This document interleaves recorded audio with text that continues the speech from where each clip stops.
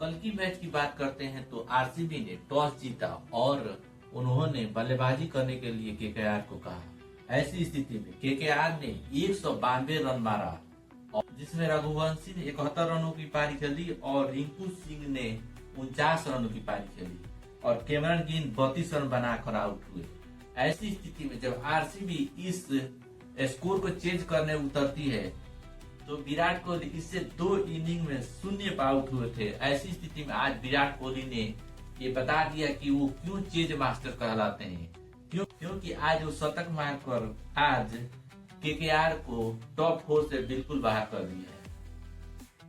KKR को हारने का मुख्य वजह यह है कि वरुण चक्रवर्ती को चोट लगने के कारण वो इस मैच में नहीं खेल पाए, जिससे ये नारायण और वरुण चक्रवर्ती के एक स्पेल हुआ करता था। उस स्थिति में वो विपक्षी टीम को पूरी तरीके से ध्वस्त कर दिया करती थी। चक्रवर्ती को चोट लगा जिसके कारण आरसीबी को बेनिफिट मिला।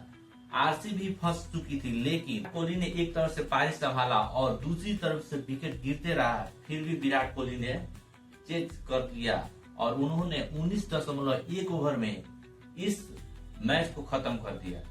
आरसीबी अब टेबल का टॉपर बन गई है। दूसरे नंबर पर गुजरात है, जो हमें ऐसा लग रहा है कि टॉप 2 में गुजरात और आरसीबी ही रहेगी।